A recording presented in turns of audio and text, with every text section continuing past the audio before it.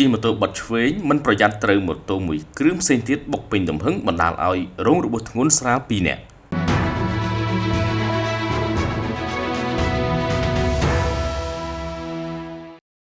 បាត់ដំបងយ៉ាងហោចណាស់បរិសុទ្ធ2នាក់បានរងរបួសធ្ងន់និងស្រាលនៅក្នុងឧបទ្ទវហេតុគ្រោះថ្នាក់ចរាចរណ៍កាត់ឡើងរវាងម៉ូតូនិងម៉ូតូនៅវេលាម៉ោង 9:10 នាទីថ្ងៃទី8 ខែកុម្ភៈឆ្នាំ2026នៅតាមបណ្ដោយផ្លូវជាតិលេខ5ស្ថិតក្នុងក្រុមទី11ភូមិស្វាយធំឃុំអូនដំបង2ស្រុកសង្កែខេត្តបាត់ដំបងប្រភពកន្លែងកើតហេតុបានប្រាប់ថាករណីគ្រោះថ្នាក់ចរាចរណ៍ខាងលើនេះបានកើតឡើងរវាងម៉ូតូ Honda Dream ពណ៌ក្រហមមួយគ្រឿងពាក់ស្លាកលេខបាត់ដំបង 1J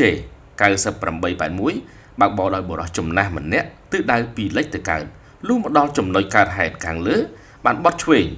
ឆ្លងផ្លូវព្រាមនោះក៏មានម៉ូតូមួយគ្រឿងទៀតម៉ាក Honda Dream ពណ៌ក្រហមពាក់ស្លាកលេខបាត់ដំបង 1P 2169បើកបរដោយបុរសម្នាក់ទិសដៅស្របគ្នាបានជ្រុលទៅបុកពេញទំហឹងបណ្ដាលឲ្យរងរបួសស្រាលចំណែកបុរសចំណាស់ខាងលើរងរបួសធ្ងន់បាក់កជើងម្ខាងក្រោយពេលកើតហេតុជនរងគ្រោះត្រូវបានបញ្ជូនទៅសង្គ្រោះព្យាបាលនៅមន្ទីរពេទ្យបន្ទាប់មកសមត្ថកិច្ចជំនាញនៃអធិការដ្ឋាននគរបាលស្រុកសង្កែចុះទៅពិនិត្យវាស់វែងរួចយកភាគីទាំងសងខាងទៅធ្វើការសម្របសម្រួលគ្នាដោយភាគីខាងប្អូនប្រុសដែលបានជិះស្របគ្នាទៅបុកនឹងបុរសចំណាស់នោះព្រមសងចំនួនទៅគាត់ចំនួន 80,000 រៀលដើម្បីបញ្ចប់រឿងផងដែរបាទរឿងខ្លះយើងអាចសម្របសម្រួលគ្នាបានក៏យើងសម្រួលគ្នាទៅអ